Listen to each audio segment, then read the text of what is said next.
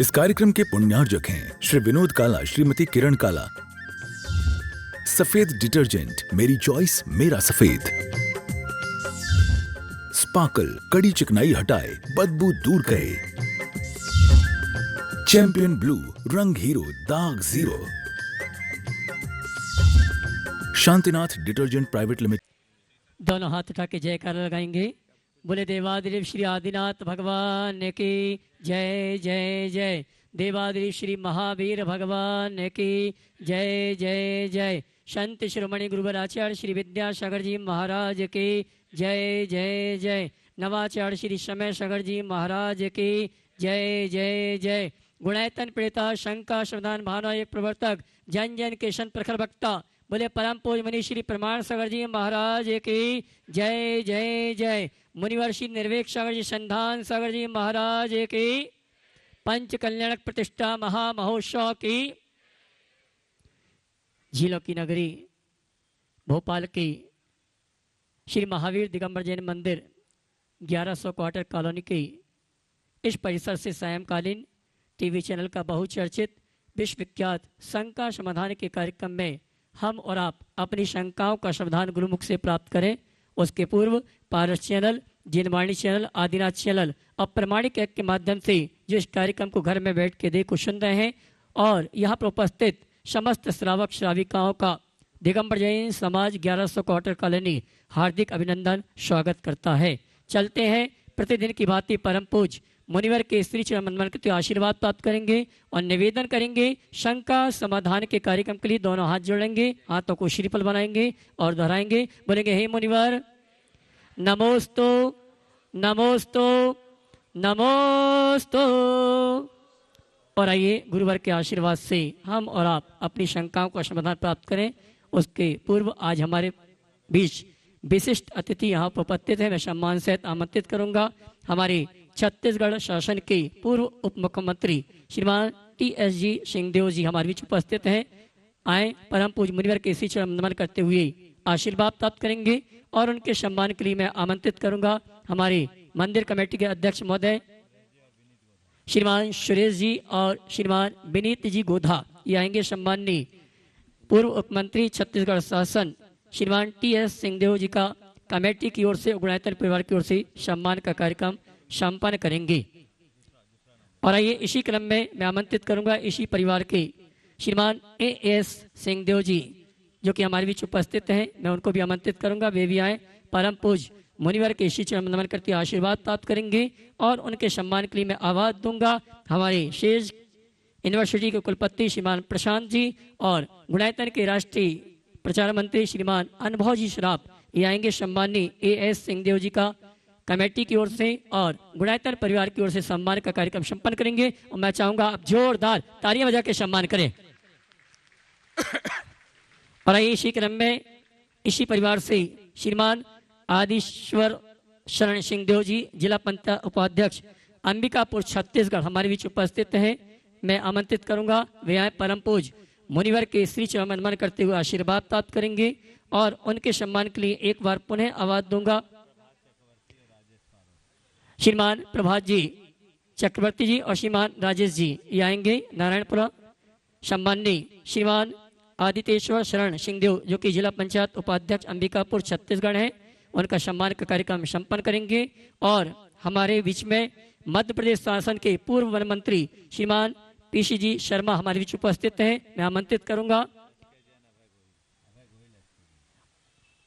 परम पूज मुनिवर के श्री चरण नमन करते आशीर्वाद प्राप्त करेंगे और इनके सम्मान के लिए मैं आवाज दूंगा हमारे जैन समाज के गौरव श्रीमान अभय जी गोयल और श्रीमान ST जैन साहब। ये आएंगे। सम्माननीय श्रीमान PC जैन साहब, पूर्व वन मंत्री मध्य प्रदेश शासन, क्षमा करना PC शर्मा जी हमारी। और मैं ये कहना चाहूंगा जिनका इस मंदिर के निर्माण में बहुत बहुत बड़ा योगदान है, ताली बजाकर शर्मा जी का सम्मान करें। आइए इनके सम्मान के लिए मैं आवाज दी है श्रीमान अभय जी गोयल और श्रीमान PC जी, श्रीमान SK जैन साहब। और आइए चलते हैं सम्मान के इसी क्रम को प्रणाम देते हुए उद्बोधन और अपनी बात रखने के लिए आमंत्रित करूंगा छत्तीसगढ़ शासन के पूर्व उप मुख्यमंत्री श्रीमान TS सिंहदेव जी को। भैया माइक पहुंचाना।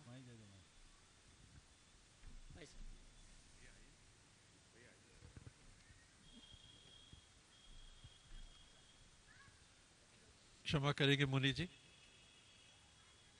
पूछना कुछ तो नहीं चाहिए, लेकिन कहा गया है तो क्या शून्य से ब्रह्मांड उत्पन्न हो सकता है, और क्या इसका अंत भी है? बहुत अच्छा सवाल है। शून्य से ब्रह्मांड हो सकता है या इसका अंत भी है? अगर शून्य शब्द को मेरी नज़र से देखें तो मैं मानता हूं कि ब्रह्मांड शून्य ही है। शून्य अभाव रूप ही नहीं, मेरी नज़र में भाव रूप भी है। शून्य का जब हम चिन्ह अंकित करते हैं तो वृत्त बनता है, और वृत्त को ज्यामितीय दृष्टि से देखें तो पूरे 360 डिग्री का एंगल होता है। 360 डिग्री पूर्णता का प्रतीक है, और इसी पूर्णता का नाम तो ब्रह्मांड है। तो यदि हम कहें तो ये जीरो में ही ब्रह्मांड है। समझ गए? नंबर 1। थोड़ा आध्यात्मिक दृष्टि से विचार करें तो हमने जो अपने साथ है, जिसे हमने जोड़ रखा है, उसे यदि हमने शून्य समझ लिया तो हम ब्रह्मांड को प्राप्त कर लेंगे। जो है ये सब शून्य है, हमने उसे लगा रखा है, जो माया है।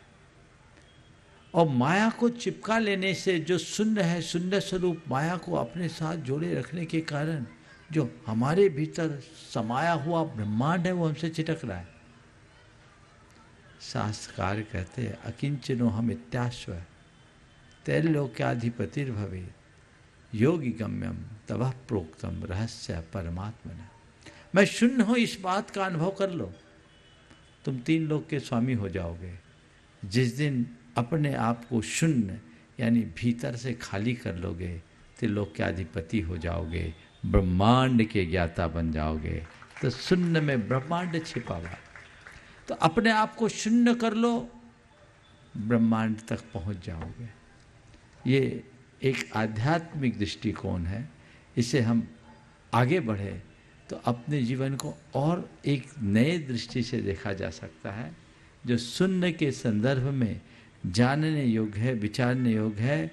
हमने अपने आप को शून्य किया, ब्रह्मांड प्रकट हो गया, और जिसने जगत को शून्य समझ लिया उसने ब्रह्मांड को प्राप्त कर लिया। जगत पिंडम शून्यम, ये अगर अंतरंग में बैठ गई तो सब नश्वर लगने लगेगा। और एक दृष्टि ऐसे विकसित कर ले कि एक दिन सब शून्य यानी खाक में परिवर्तित होना है, सब शून्य हो जाना है, ये सब जीरो होना है। ये दृष्टि अंदर उद्घाटित होगी, तभी हम अपने भीतर के परम ब्रह्म को उद्घाटित करेंगे जिसमें ब्रह्मांड समाया। और आइए चलते हैं, अपनी बात रखने के लिए आमंत्रित करूंगा हमारे जिनका इस जिनालय के निर्माण में बहुत बड़ा सहयोग है, श्रीमान पीसी शर्मा जी, पूर्व वन मंत्री, मध्य प्रदेश शासन।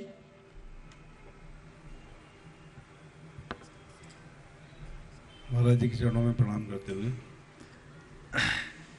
अभी आपने बहुत ही आध्यात्मिक प्रश्न का जवाब दिया, लेकिन हम लोग हैं मानव, और मानव एक ये जीवन शैली है जिसमें सब काम करते हैं। तो आपने अभी शून्य की बात की। मैं इस जीवन चक्र में एक मेरा प्रश्न ये है कि पूरे जीवन में जो भी काम हम करते हैं, ये पूरा संघर्ष, समर्पण,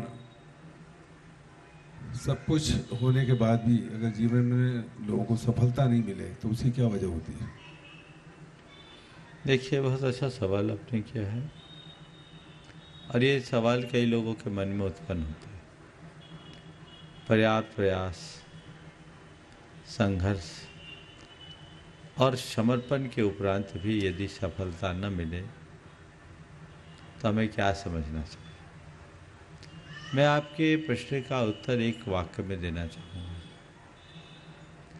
कि भरपूर कोशिश करने के बाद भी यदि सफलता न मिले तो समझना मेरे प्रयत्न में कहीं कोई कमी रह गई और हम फिर दोबारा प्रयत्न करें और दुगने उत्साह के साथ करें। सफलता के लिए अंतिम संभावना तक मनुष्य को जुटना चाहिए और उसमें लगना चाहिए, लेकिन सफलता के अर्थ को बहुत व्यापक संदर्भ में लेना चाहिए। प्रायः सफलता का अर्थ है यही लिया जाता है कि किसी निर्धारित लक्ष्य को प्राप्त कर लेना सफलता है। बेशक निर्धारित लक्ष्य को प्राप्त करना सफलता है, पर मनुष्य किसी एक लक्ष्य को पाकर के ही सफल हो ये बात ठीक नहीं। मनुष्य के साथ बहुत सारी चीज़ें हैं। मान लीजिए हमने जिसे अपना लक्ष्य बनाया उस लक्ष्य तक कोई एक ही व्यक्ति पहुंच सकता है और जो पहुंच गया वो सफल है, तो बाकी लोग विफल माने जाएंगे क्या? ये जो सोच है बदलनी चाहिए। मान लीजिए किसी ने लक्ष्य बनाया मुझे प्रधानमंत्री बनना है, तो उसकी कुर्सी तो एक के लिए। अब प्रधानमंत्री बनने की दौड़ में अनेक लोग पहुंचे एक, जो पहुंच गए वो सफल और जो रह गए वो विफल। ये कथन ठीक नहीं है। वो व्यक्ति उस स्थान पर नहीं पहुंच पाया, लेकिन जहाँ है वहाँ भी अपने आप को सफल साबित कर सकता है अपने पुरुषार्थ के बल पर, अपनी दृष्टि के बल पर। तो हमें इस बात को सदैव ध्यान रखना चाहिए, हम जो भी लक्ष्य निर्धारित करें उसकी उपलब्धि के लिए प्राणपण से समर्पित रहें, उसके लिए पूर्ण प्रयास करें, और यदि निर्धारित लक्ष्य की प्राप्ति न हो, अंतिम संभावना तक प्रयास करने के बाद भी न हो, तो प्रयत्न की दिशा बदल दें, परिणाम जरूर निकलेगा। हम सफलता पाए पर कदाचित ना पा सके तो उसे अपनी विफलता न समझें। और चलते हैं संघ का संविधान के शेष कार्यक्रम के संचालक के निवेदन करूँगा आप सभी की ओर से परम पूज्य मुनिवर संधान सागर जी महाराज से दोनों हाथ उठा के जयकारा लगाएंगे। बोले परम पूज्य मुनि श्री परमार सागर जी महाराज की। चलते हैं गुरु चरणों में और आवाज दे रहा हूँ जो आगामी अभी कल नहीं परसों से यह पंचकल्याण शुरू होने वाला है।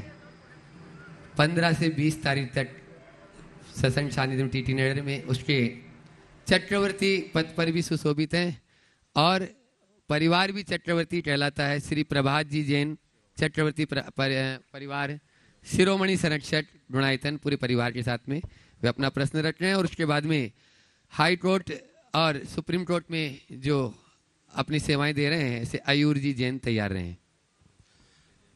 नमोस्तु गुरुदेव। गुरुदेव आपके सानिध्य में दिनांक 15 से 20 फरवरी तक महामहोत्सव पंचकल्याणक टीटी नगर मंदिर का होने जा रहा है। गुरुवर इसमें पाषाण से इकट्ठे आ जाओ। हाँ चलो हाँ बोलो। हाँ इसमें गुरुदेव आप पाषाण से भगवान बनाने की प्रक्रिया संपन्न होगी गुरुदेव।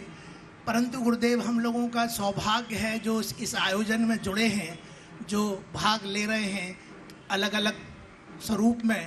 गुरुदेव हम लोग ऐसी कौन सी भावना भाएं इस पंच कल्याणक में महामहोत्सव में कि हम भी अपनी इस अनमोल मनुष्य पर्याय को सार्थक कर सके गुरुदेव, और इस आयोजन में भाग लेने से क्या पुण्य लाभ होता है? देखिए निश्चित ये पंच कल्याणक का आयोजन एक आयोजन मात्र नहीं, जीवन को रूपांतरण का अनुष्ठान है। जैन परंपरा के अनुसार पंच कल्याणक हमारे जीवन का सर्वश्रेष्ठ अनुष्ठान माना जाता है। एक ऐसा अनुष्ठान जहां हम पाषाण को भगवान बनाते हैं और जिसके माध्यम से आत्मा से परमात्मा तक की संपूर्ण जीवन यात्रा का बोध होता है। निश्चित आप लोग इस अर्थ में बहुत भाग्यशाली हैं कि इस अनुष्ठान को मूर्त रूप देने में आप लोगों की आपने महत्वपूर्ण स्थान पाया। आपने पूछा ऐसा हम क्या करें जिससे हम अपने आप को, अपने जीवन को सार्थक बना सकें। मैं आपके माध्यम से न केवल भोपाल अपितु जहाँ कहीं भी इस तरह के धार्मिक आयोजन होते हैं उसमें सहभागिता देने वाले लोगों को एक संदेश देना चाहता हूँ कि कोई भी पंचकल्याणक आदि हो या कोई भी बड़ा धार्मिक अनुष्ठान हो जिसमें आप कोई विशिष्ट पात्र बन कर के अपनी सहभागिता देना चाहते हैं तो सबसे पहले अपने मन को अहोभाव से भरें। अपने मन में ये बात बिठाएं कि मैं केवल पैसे या बोली के बल पर ये पात्र नहीं बना हूँ। आज मेरे परम पुण्य का उदय आया, मेरा परम सौभाग्योदय हुआ है कि मैं इस लायक बन रहा हूँ और इस महोत्सव को संपन्न करने में अपना योगदान दे पा रहा हूँ। पहली बात तो। फिर दूसरी बात ये होना चाहिए कि इन क्षणों को अपने जीवन का सबसे मूल्यवान क्षण समझना चाहिए। कीमती क्षण, दुर्लभ क्षण, ये मेरे जीवन के लिए सर्वश्रेष्ठ क्षण के रूप में प्राप्त हुए हैं। ये दिन मेरे लिए साधारण दिन नहीं है। अब तक मैंने जो दिन बिताया वो तो सामान्य था, लेकिन ये प्रभु आराधना के क्षण हैं जो मेरे जीवन के अमूल्य क्षण हैं, मेरे जीवन के अविस्मरणीय पल है। इस दिन को मैं कभी भुला नहीं सकता। ये बात अपने मन में होगी। तीसरी बात, जब ये दोनों बातें अपने अंदर होगी तो भाव विशुद्धि बढ़ेगी। भाव विशुद्धि बढ़ेगी तो बाकी बातें गौण हो जाएगी। अपने परिणामों को निर्मल रखने की कोशिश करनी चाहिए। विशुद्धि के क्रम में एक ही बात, संक्लेश निमित्तक बातों से अपने आप को अप्रभावित रखें। कोशिश करें कि मेरे मन में एक पल को भी संक्लेश ना हो। कई बार लोगों को व्यवस्थाओं में थोड़ी ऊंच नीच होने से बड़ा विकल्प हो जाता है और थोड़ी कई लोगों को ठसक भी होती है कि मैंने इतनी बड़ी बोली ली है तो मुझे वैसा ट्रीटमेंट मिलना चाहिए। नहीं, मैंने कोई बड़ी बोली नहीं ली, मैंने अपने द्रव्य को अच्छे कार्य में लगाकर अपने जीवन को सार्थक बनाया, अपने धन को सही काम में लगाकर जीवन को धन्य बनाया। ये दृष्टिकोण होना चाहिए। यदि ऐसा दृष्टिकोण होता है तो बाकी चीज़ें अपने आप जीवन से जुड़ने लगती है और हमारे जीवन का मार्ग स्वतः प्रशस्त होने लगता है। तो ये भावनाएं जब मन में आएगी तो फिर मज़ा ही कुछ और होगा। और चौथी बात, फिर इन दिनों बाकी संकल्प विकल्प छोड़ दे, व्यापार धंधा और दुनियादारी से दूर हटकर पूरे के पूरे आयोजन और महोत्सव का आनंद ले ताकि हमारा पूरा समय प्रभुमय बन सके। नमोस्तु गुरुदेव। हाई कोर्ट और सुप्रीम कोर्ट में जो अपनी सेवाएं दे रहे एडवोकेट आयुर्जी जैन, वे अपना प्रश्न रखेंगे और उसके बाद में तैयारी श्रीमती मीनू जी मलय जी जैन, डीजीपी। डीजीपी नहीं, ओएसडी भी है। ओएसडी बोलो। नमस्ते महाराज जी। हाँ।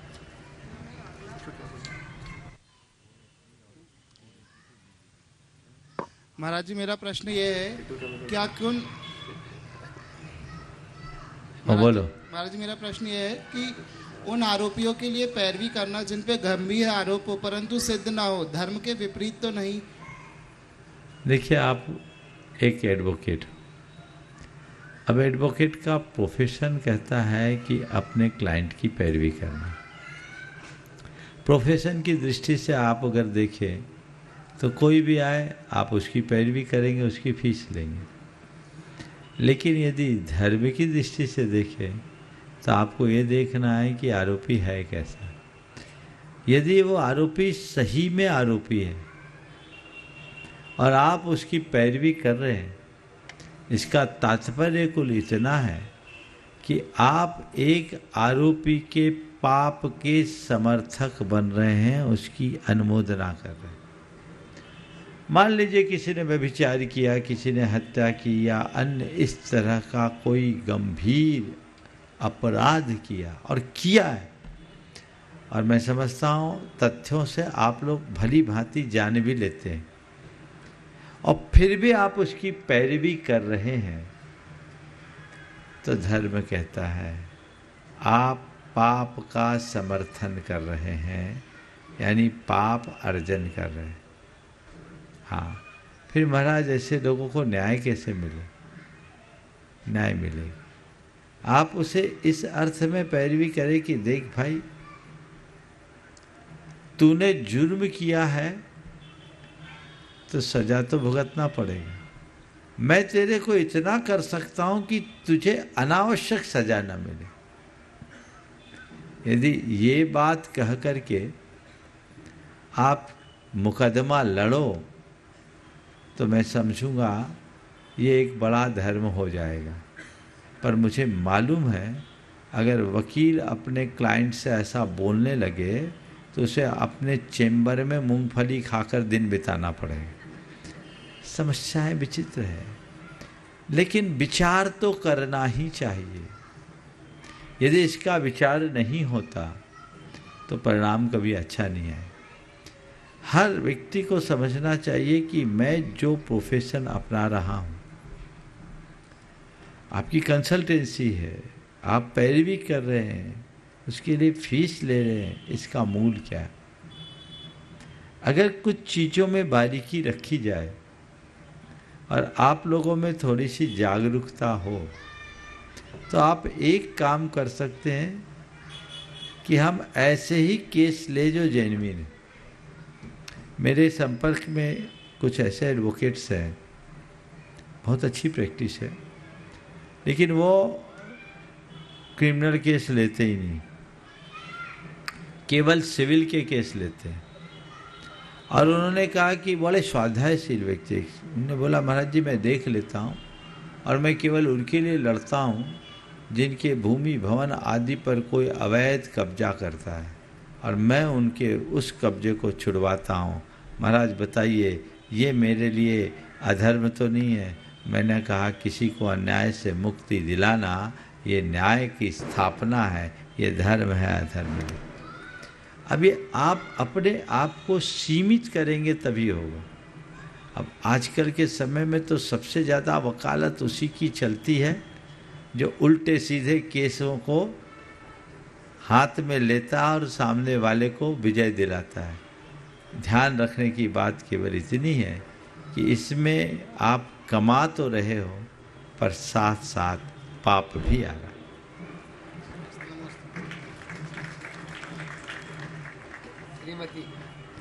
श्रीमती मीनू जी मिले धर्म पत्नी मलय जी जैन, मलय ही पूछेंगे। हाँ मलय भी है, दोनों साथ में।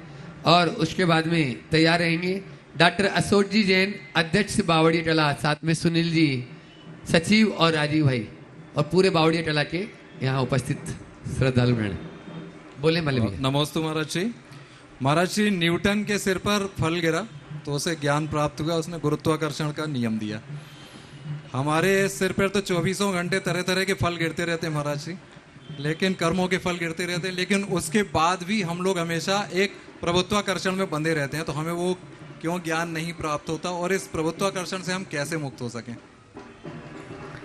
न्यूटन के ऊपर सेब गिरा, वो गुरुत्वाकर्षण को खोज लिया, और हम पर इतने कर्मों के फल गिरते हैं, हम प्रभुत्वाकर्षण से मुक्त क्यों नहीं होते?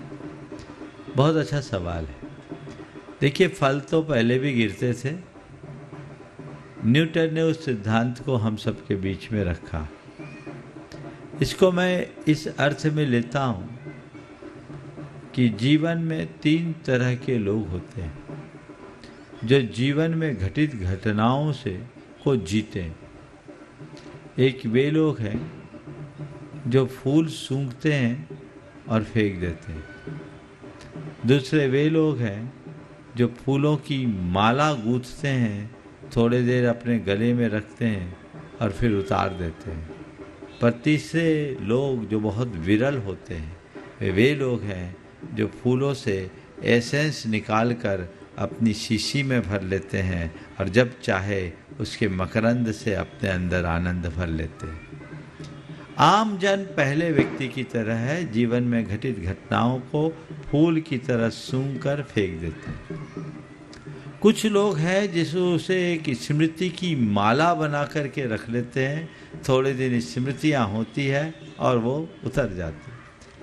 लेकिन बहुत बिरले लोग हैं जो जीवन में घटने वाली घटना का अंतर विश्लेषण कर उसका सार निकालते हैं, उससे अनुभूति का इत्र निकालते हैं और अपने जीवन को पवित्र बनाते हैं।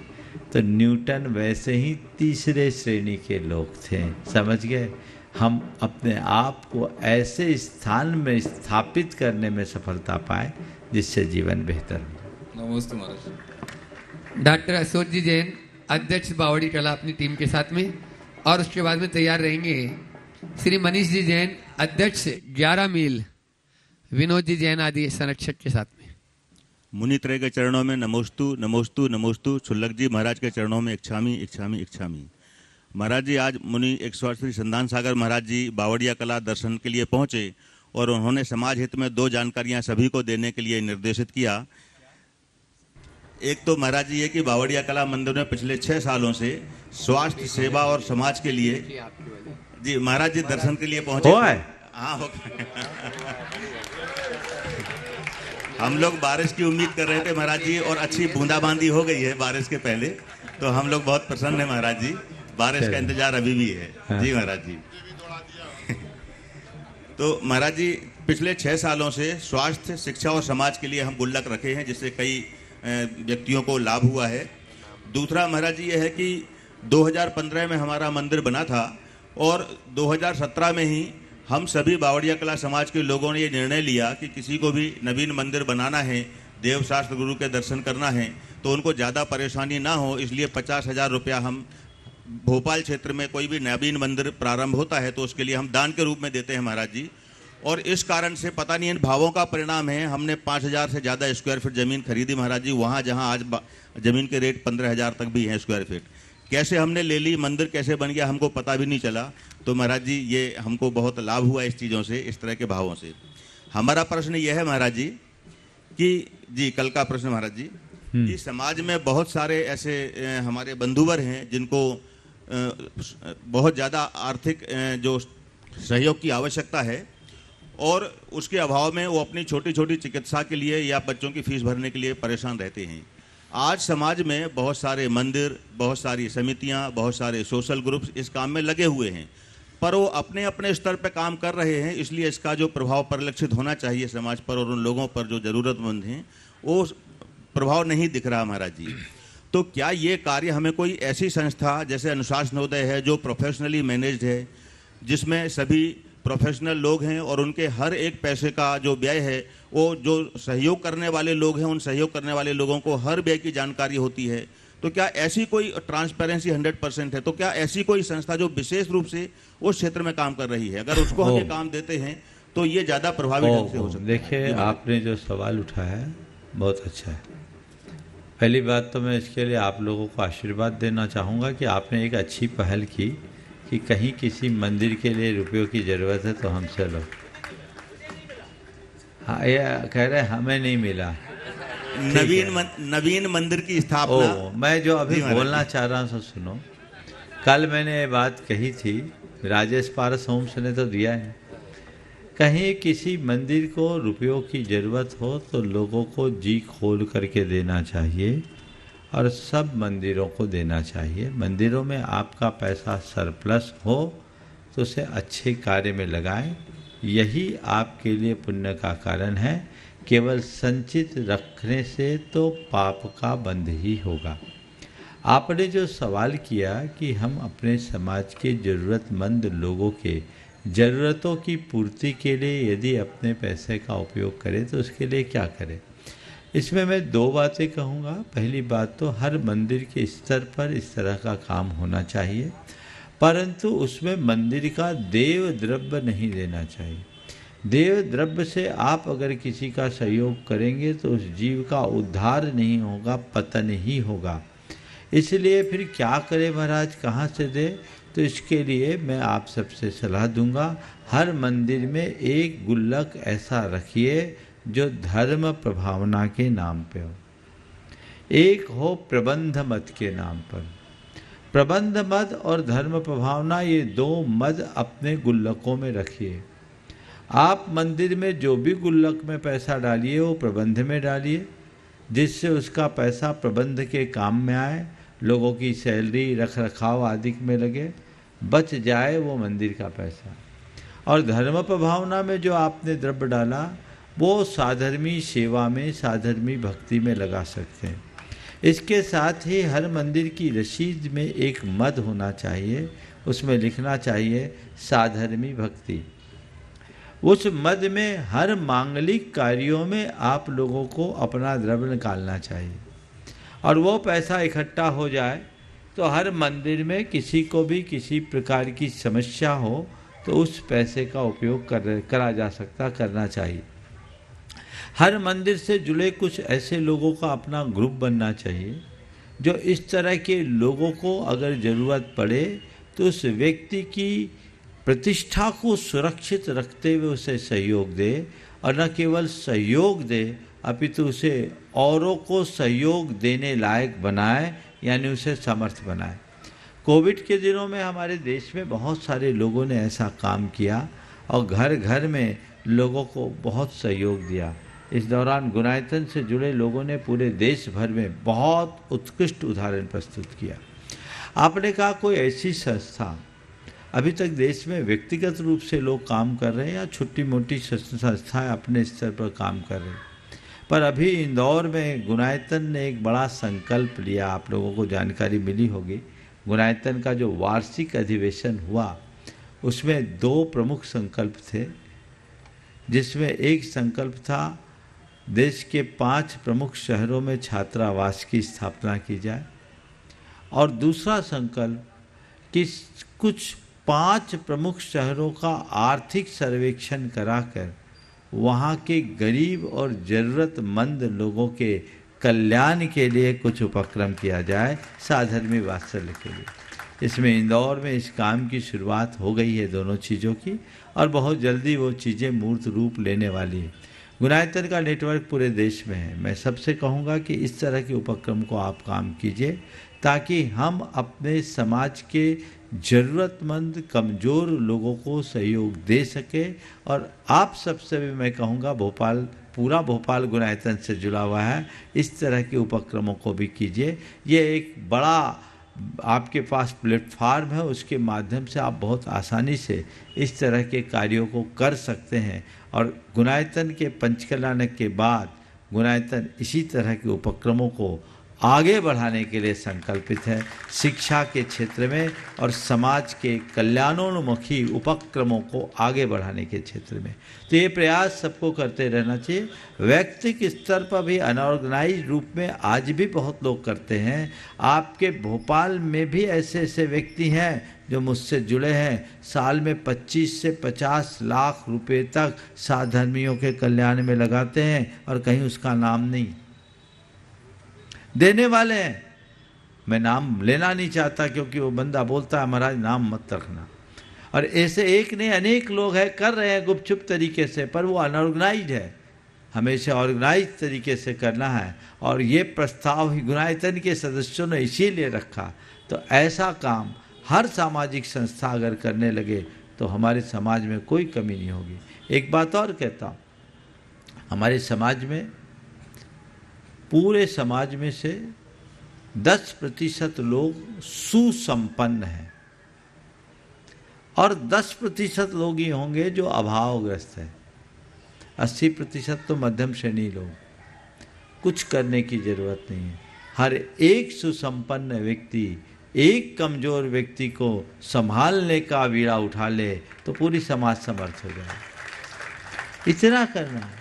आप केवल एक विचार करें कि मैं अपने लिए तो जी रहा हूं, पर मेरे जीवन के निर्माण में समाज की बहुत बड़ी भूमिका है। मैं समाज के लिए क्या कर रहा हूं, मैं अच्छे से अच्छा करूं। ये काम कर सकते हैं आप, व्यक्तिगत स्तर पर कर सकते हैं। जो लोग इंडस्ट्रीज चलाते हैं, बड़े बड़े कारपोरेट्स चलाते हैं, वो अलग अलग उपक्रमों में अपने पैसे लगाते हैं। कुछ नहीं है तो CSR का रुपया भी आप लोगों का बहुत लगता है। क्यों नहीं ऐसे रुपयों को इन कार्यों में डाइवर्ट किया जाए और समाज को एक बेहतर दिशा प्रदान की जाए, ये संकल्प लेने की ज़रूरत है। मैं समाज की नई पीढ़ी खासकर युवाओं से इस बात के लिए कहूँगा कि वे अपने द्रव्य का एक हिस्सा ऐसे कार्य में जरूर लगाएं। और समाज, मुझे अनुभव है कि ऐसे कार्यों में समाज का बहुत उत्साह रहता है। हर व्यक्ति अपने अपने स्तर पर जिसकी जो क्षमता है छोटे बड़े रूप में करता है। और मैं ये भी महसूस करता हूँ कि आज भी भले इस तरह से कोई संस्था और संगठन हमारे समाज में नहीं है, तो भी हर गांव, हर शहर में समाज के ज़रूरतमंदों की सेवा और सहायता देने वाले लोगों की कमी नहीं है। लोग आगे आकर उनका भरपूर सहयोग करते हैं। बस वे ही लोग वंचित रह जाते हैं जो कर्म फूटे, जो हरकतें गलत कर बैठते हैं, जिनकी दृष्टि खराब है। हमें उन सब पर ध्यान रखना है। आपने जो बात कही बहुत अच्छी कही, और आज से मैं कहना चाहता हूँ, मैंने पहले भी कई बार ये संदेश दिया है लेकिन बहुत कम मंदिरों में दिखता है। सुरेश जी 1100 से शुरू कर दो, कल एक गुल्लक रखो धर्म प्रभावना के नाम का। हाँ, कल से ही रखो, गुल्लक रखो। और आप लोगों को भी मैं बोलता हूँ, मंदिर में आओ तो गुल्लक धर्म प्रभावना वाले में ज़्यादा डालो। नारायण नगर में लगा हुआ है धर्म प्रभावना, वहाँ ज़्यादा ज़रूरत है। मंदिर के रख रखाव पूजा पाठ में कितना कुछ ज़रूरत नहीं है। जहाँ ज़रूरत है वहाँ लगा, और उस पैसे को बैंक बैलेंस बढ़ाने में मत लगाइए, उस पैसे को लोगों के कल्याण में लगाइए, तो बहुत अच्छा काम होगा। सब मंदिरों में ऐसा हो तो बहुत उत्तम। मनीष जी, विनोद जी जैन अध्यक्ष। हाँ, 16 तारीख एवं 23 मार्च 16 और 23 मार्च को अनुशासनोदय के माध्यम से राष्ट्रव्यापी कैरियर काउंसलिंग आयोजित की जा रही है, जिसमें 9वीं से लेकर 12वीं और ग्रेजुएशन के छात्र सम्मिलित हो सकेंगे। बहुत सुंदर। हाँ, चलिए। अध्यक्ष 11 मील श्री मनीष जी जैन अपने पूरी टीम के साथ में, और उसमें एडवोकेट प्रवीण जी जैन जो डुनायतन जी ट्रस्टी हैं, वे तैयार रहेंगे। गुरुवर के चरणों में बारंबार नमन, मुनि संघ के चरणों में मेरा बारंबार कोटि कोटि नमन। गुरुवर, पहली बार इस 1100 क्वार्टर मंदिर में 2020 में आपके मैंने दर्शन लेने का लाभ पाया था, और आपके आशीर्वाद से मंदिर का मैंने निवेदन किया था। आपने किया समाज कितनी है, तो 2 घर थे महाराज जी, जो 2 व्यक्ति हम खड़े थे। आपने क्या, घर ढूंढो। हमने फिर भक्तामर पाठ का स्रोत चालू किया, घर ढूंढे कॉलोनी में जाके 25 परिवार जैन समाज के 11 मील क्षेत्र में मिले। दूसरी बार हमारा संगठन खड़ा हुआ, हम 2022 में आपके पास फिर दर्शन के लिए गुणायतन शिखर जी पहुंचे। हमने क्या, गुरुवार 25 घर हो चुके हैं, आगे क्या करें। आपने क्या, भक्तामर का पाठ करो। भूखंड है, मैंने कहा भूखंड नहीं है महाराज जी। आपने ऐसा चमत्कार आशीर्वाद दिया कि वहां से आने के 2 महीने के बाद हमने 2000 स्क्वायर फीट का पहला प्लॉट समाज के सहयोग से लिया। दूसरा 2000 स्क्वायर फीट का प्लॉट हमारे आदरणीय विनोद भाई साहब के सहयोग से मंदिर को दिया गया है कि जब भी फंड हो आप लौटा देना, कोई दिक्कत नहीं है, प्लॉट लें। और नारायण नगर जैन मंदिर से भी एक बहुत बड़ा सहयोग, बाग मुगालिया जैन मंदिर से एक बहुत बड़ा सहयोग, जिससे भोपाल का पहला आचार्य श्री विद्यासागर जी महाराज जी के नाम से पार्क होगा, जिसका 36,000 स्क्वायर फीट एरिया है। वो 10 करोड़ की जमीन प्राइवेट हमारे पास आज है, और उसी में हमारा एक छोटा सा मंदिर, दर्शन और पूजा पाठ चल रही है। और शंका तो कुछ बची नहीं गुरुवर, अब आप आ चुके हैं। अब शंका तो इतनी है कि 11 मील आप आए, 1 दिन का समय हमें मिले, बस शंका इतनी सी है पूरी समाज में।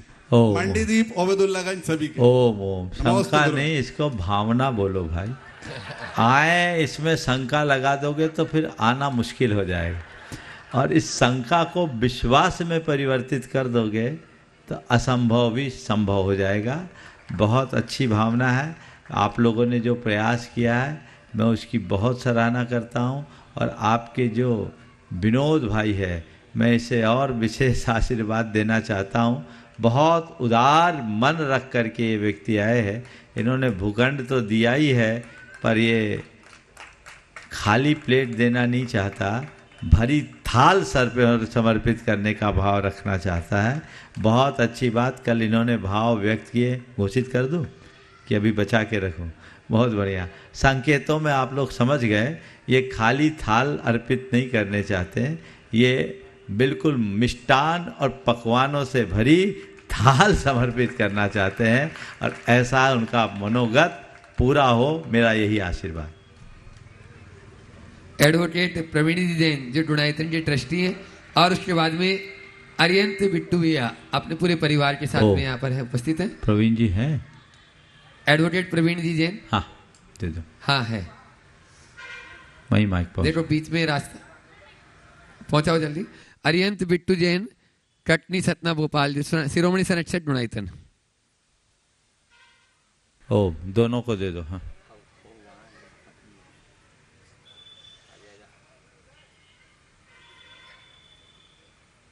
ओ नमोस्तु गुरुदेव।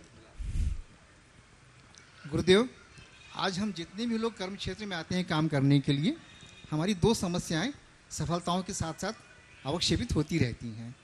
एक समस्या ये होती है कि जितने भी प्रोफेशनल जो सक्सेस की हाइट पे पहुंच जाते हैं, एक उनके अंदर अहंकार बहुत हो जाता है, दूसरा उनके अंदर क्रोध भी बहुत अधिक हो जाता है। मैं स्वयं इस बात का शिकार हूँ। मैं अपने घमंड से और मैं अपने क्रोध से, दोनों से बहुत दुखी हूँ। आप मुझे कोई ऐसी राह बताएं। मैं स्वयं सामने को रख के इसलिए कह रहा हूँ कि मेरे सारे जितने भी कलीग्स हैं, करीब करीब सबकी यही समस्या है, लेकिन कहने में संकोच हर किसी को होता है। देखिए, बात बिल्कुल सही है। आपने जो बात कही है वो अपने अंदर की सच्चाई को उगला है, बाकी लोग सब छिपा के रखते हैं। हर कोई अहंकार में जीते हैं, लेकिन उनको अहंकारी कह देने पे बड़ा बुरा होता है, उनको अच्छा नहीं लगता। बात सच्चाई है, सच्ची है। अगर अपने अंदर कोई कमजोरी है तो हमें उसे स्वीकार करना चाहिए। दरअसल ऐसा क्यों होता है?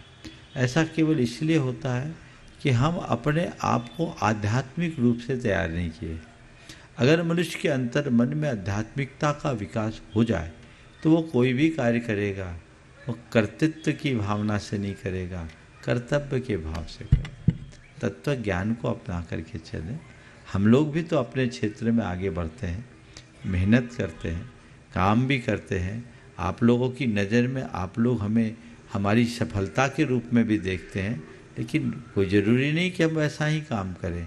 मैंने ऐसे भी लोगों को देखा है जो सफलता के शिखर पर बैठे हैं पर विनम्रता की प्रतिमूर्ति बने हुए। बहुत सारे लोग, हो सकता आपके संपर्क में भी आए होंगे। तो अगर हम अपने आप को आध्यात्मिकता से जोड़ने में सफल हो जाते हैं तो ये दोष और दुर्बलताएं सहज दूर हो सकती है। और मैं आप सबको एक मंत्र देना चाहता हूँ। अपने आप को अभिमान और आवेश से बचने के लिए कुछ मत कीजिए, भावना योग करना शुरू कर दीजिए। थोड़े दिन का अभ्यास कीजिए, आप पाएंगे, क्योंकि ये सब हमारे व्यक्तित्व को कलंकित करने वाले कारक। अपने व्यक्तित्व को पवित्र बनाने के लिए हमें इनसे दूर होना जरूरी है, और भावना योग इसका बड़ा कारगर उपाय है। मुझे सहज रहना है, मुझे शांत रहना है, मुझे सरल बनना है। ये बातें अगर हम बार बार दोहराएंगे तो फिर कहाँ अभिमान आएगा, फिर आवेश पास कभी नहीं आता।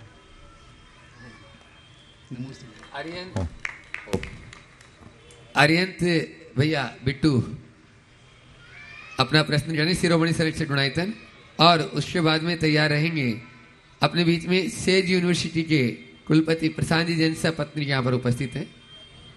में नमोस्तु नमोस्तु नमोस्तु।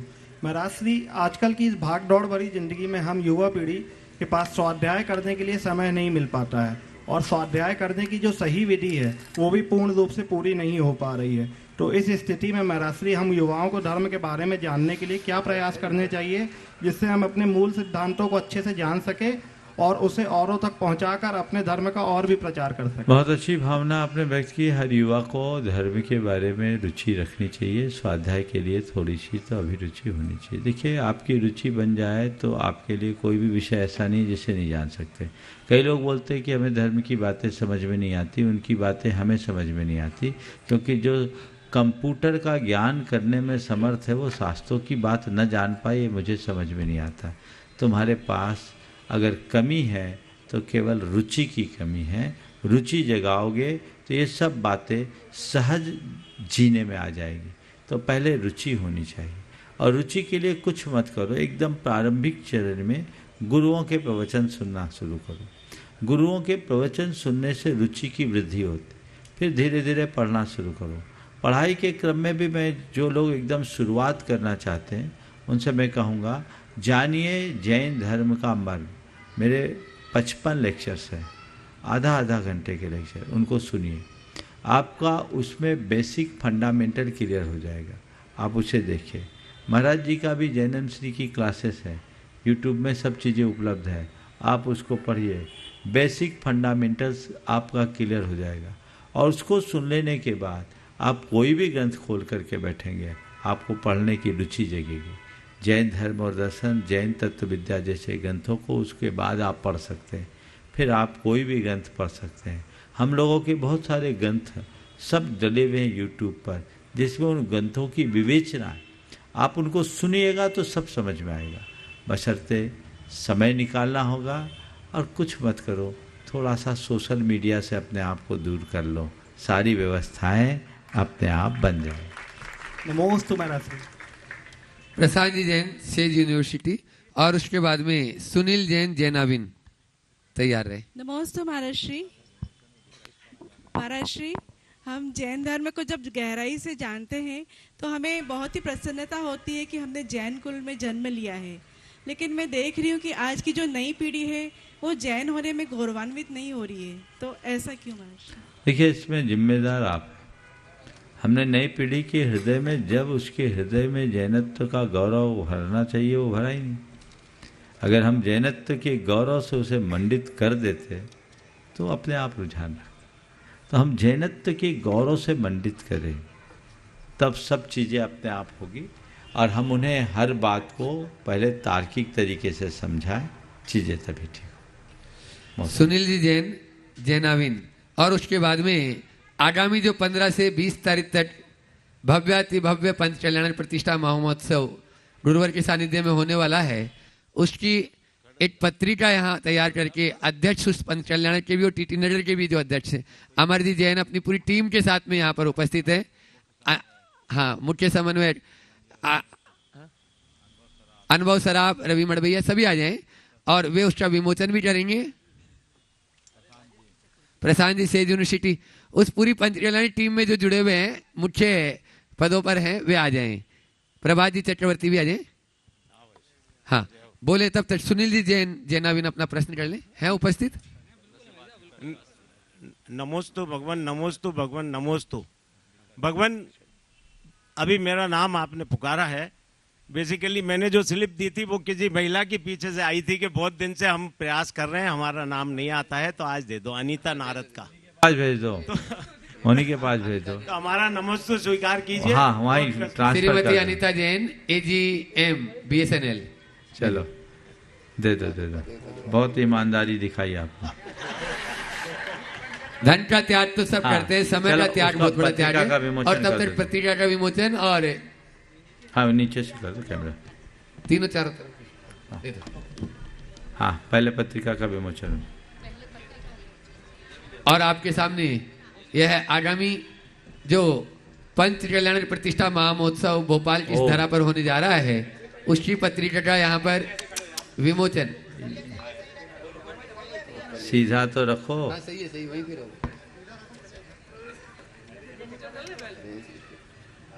ओम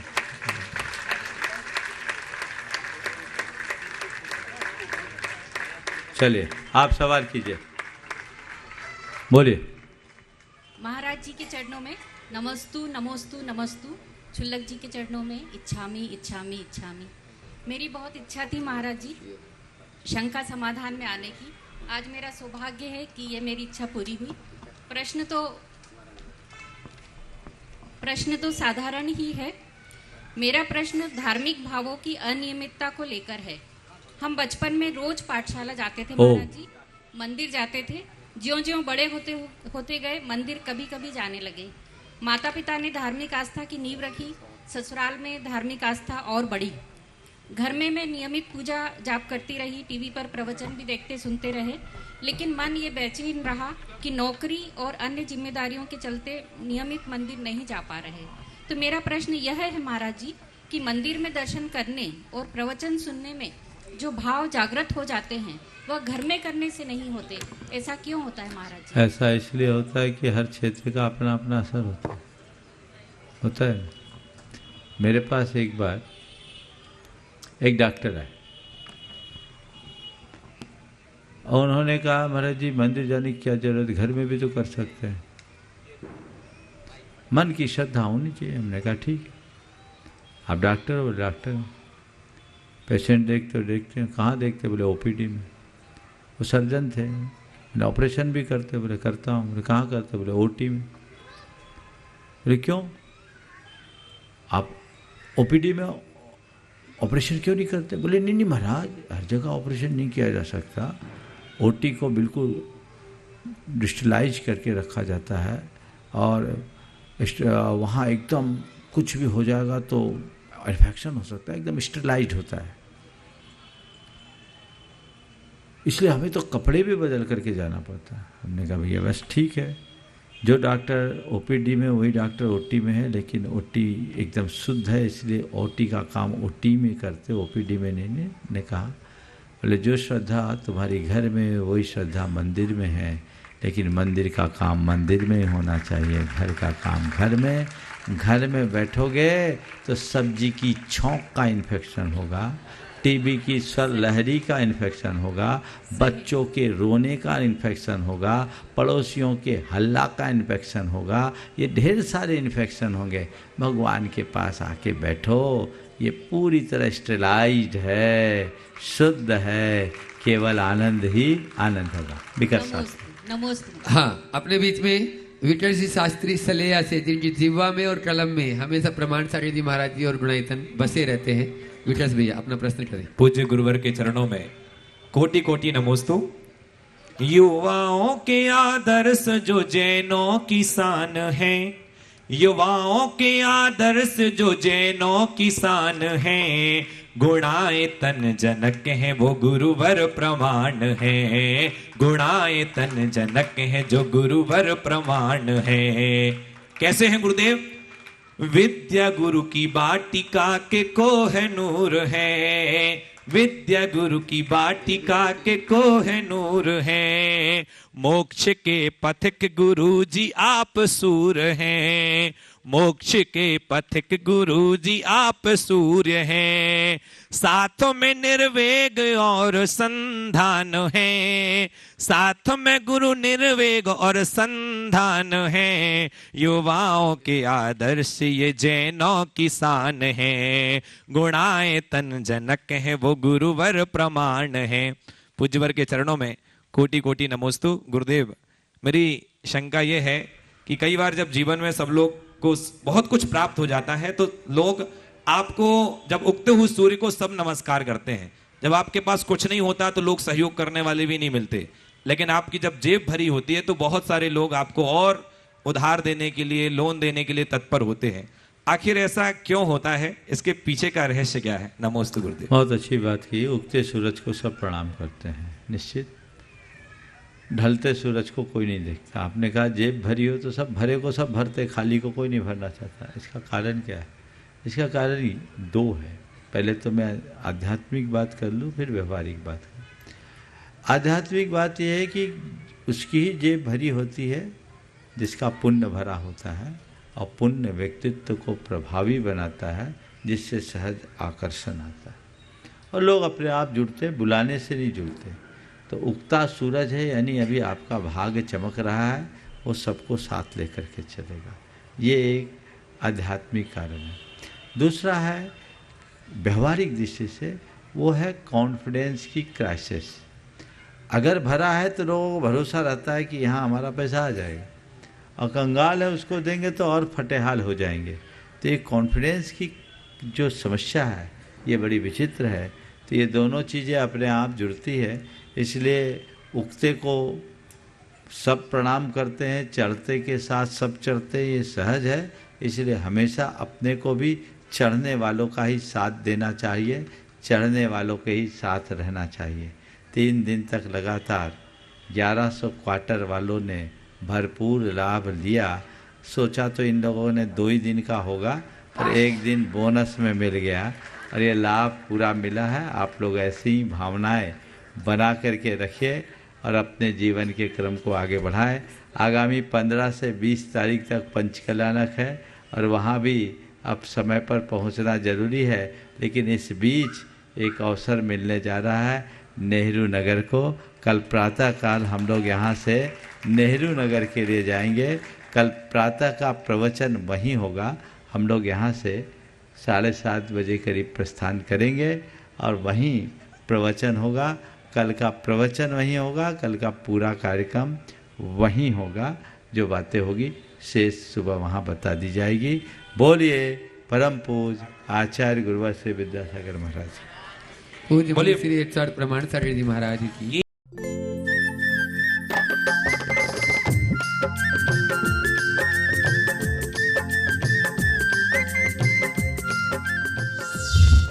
इस कार्यक्रम के पुण्यार्जक हैं श्री विनोद काला, श्रीमती किरण काला।